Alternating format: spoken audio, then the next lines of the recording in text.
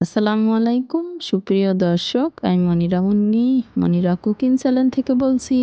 আজকের পর্বে গাজর দিয়ে ইউনিক রেসিপি শেয়ার করলাম।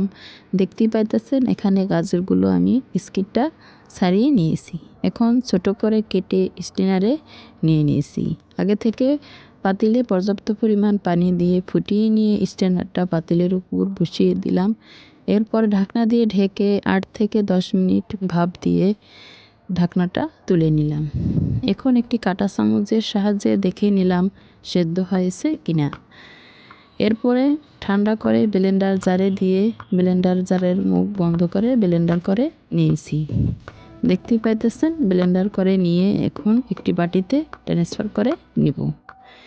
এক পর্যায়ে আমি সমস্ত গাজরের পেস্ট একটি বাটিতে নিয়ে নিলাম।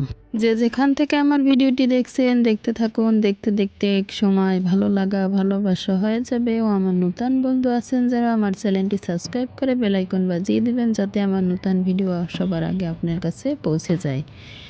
এক পর্যায়ে সমস্ত গাজরের পেস্ট বাটিতে নিয়ে এখানে দিয়ে দিলাম 2 টেবিল চামচ বেকিং পাউডার ও স্বাদ মতো লবণ। এখন চামচের সাহায্যে ভালোভাবে মিশ্রণটা মিশিয়ে নেব।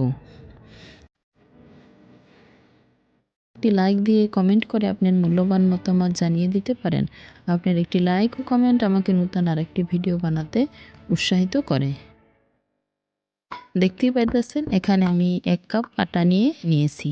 এখান থেকে কিছু পরিমাণ আটা এখানে দিয়ে চামচ দিয়ে মিশিয়ে নিব। দেখতেই পাইতেছেন আবারও এখানে কিছুটা আটা অ্যাড করে দিয়ে চামচ দিয়ে মেখে নিব। লিকুইডের পরিমাণটা যে পরিমাণে থাকবে ওই পরিমাণে এখানে আটা প্রয়োজন হবে। আপনি যদি গাজরটা পানি ঝরিয়ে ভালোভাবে ব্লেন্ডার করে নেন তবে কিন্তু আটার পরিমাণটা কম প্রয়োজন হবে। এখন আমি এভাবে করে সম্পূর্ণ আটা দিয়ে এখন হাত দিয়ে মেখে নিব। এক পর্যায়ে হাত দিয়ে মেখে নিয়ে একটি ডোয়ে পরিণত করে নিয়েছি। এখন ডোটা পিড়ায় ট্রান্সফার করে নিব। দেখতেই পাইতেছেন পিড়ায় রেখে হাত দিয়ে এভাবে ঘুরিয়ে একটি বল শেপ দিয়ে নিয়েছি। এরপরে এখানে কিছুটা বেকিং পাউডার উপর থেকে ছড়িয়ে দিয়ে হাত দিয়ে এভাবে উল্টিয়ে নিয়ে সমস্ত ডোয়ের সাথে বেকিং পাউডার মেখে নিব। আপনারা এখানে বেকিং পাউডারের পরিবর্তে আটাও নিয়ে নিতে পারেন। এরপরে হাত দিয়ে এভাবে চেপে চেপে চ্যাপ্টা করে নিব। দেখতে পাইতেছেন এভাবে হাত দিয়ে চেপে চেপে সহজেই চ্যাপ্টা করে নিতে পারবেন। আপনারা চাইলে এখানে বেলনা দিয়েও বেলে নিতে পারবেন। দেখতেই পাইতেছেন এক পর্যায়ে কিন্তু এভাবে হাত দিয়ে চেপে চেপে এটা বড় হয়ে আসছে। দেখতেই পাইতেছেন কতটা পুরো বা ভারী রেখেছি। এখন এখানে আমি ডিজাইন তৈরি করে নিব। এজন্য একটি বোতলের মুখ নিয়েছি। আগে থেকে ভালোভাবে বোতলের মুখ তেল ব্রাশ করে নিয়েছি। এখন এভাবে করে রেখে হাত দিয়ে ঘুরিয়ে হাত দিয়ে তুলে নিয়ে নিচের থেকে একটু টেপ করলেই দেখতে পাইতেছেন কত সুন্দর একটি ডিজাইন তৈরি হয়েছে। এভাবে আমি আরও একটি কেটে আপনাদের দেখিয়ে দিলাম। দেখতেই পাইতেছেন এভাবে করে তুলে নিয়েছি। এখন নিচের দিকে একটু টেপ করলেই খুব সুন্দর একটি ডিজাইন হয়ে বেরিয়ে আসবে। এভাবে আমি সবগুলো তৈরি করে নিয়েছি। দেখতেই পাইতেছেন সবগুলো কিন্তু আমি এখানে কেটে সাজিয়ে নিয়েছি। এখন চুলায় একটি প্যান বসিয়ে পর্যাপ্ত পরিমাণ পানি গরম করে ফুটে আসার আগ মুহূর্তে সবগুলো একে একে দিয়ে দিব। এরপরে আলতো হাতে চামচ দিয়ে একটু আলগা করে দিলেই দেখা যাবে উপরে ভেসে উঠবে। এখন সেদ্ধ করে নিব 8 থেকে 10 মিনিট। দেখতে পাইতেছেন সম্পূর্ণভাবে বলক উঠে আসছে। এরপরে 8 থেকে 10 মিনিট পর স্টিনার দিয়ে পানি থেকে তুলে নেব।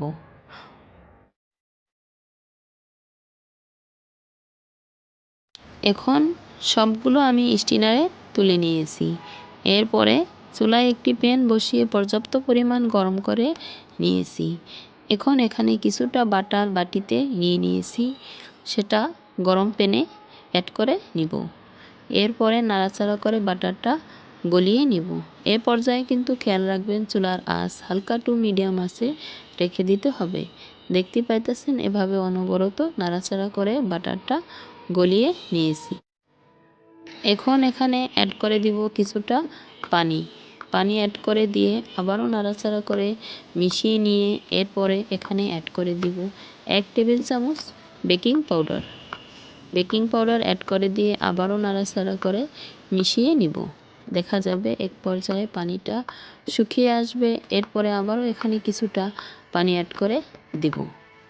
দেখতেই পাইতেছেন আমি এখানে কিছুটা পানি অ্যাড করে দিয়ে চামচ উল্টো করে নিয়ে এখন সম্পূর্ণ বেকিং পাউডারটা মিশ্রণের সাথে ভালোভাবে মিশিয়ে নিয়েছি। এরপরে এখানে অ্যাড করে দিব কিছুটা সস।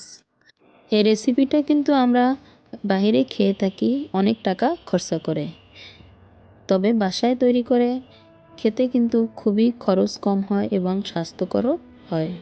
দেখতে পাইতেছেন দিয়ে দিলাম 2 টেবিল চামচের একটু বেশি সয়া সস।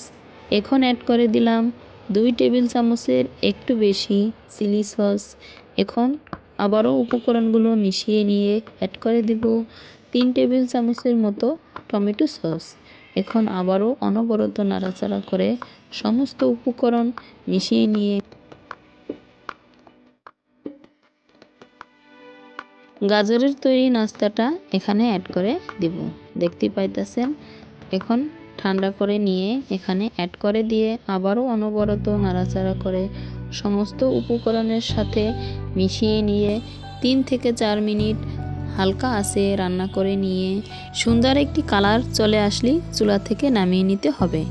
এরপরে আপনাদের পরিবেশন করে দেখিয়ে দিলাম। যে যেখান থেকে দেখছেন ভালো থাকবেন, সুস্থ থাকবেন। আল্লাহ হাফেজ।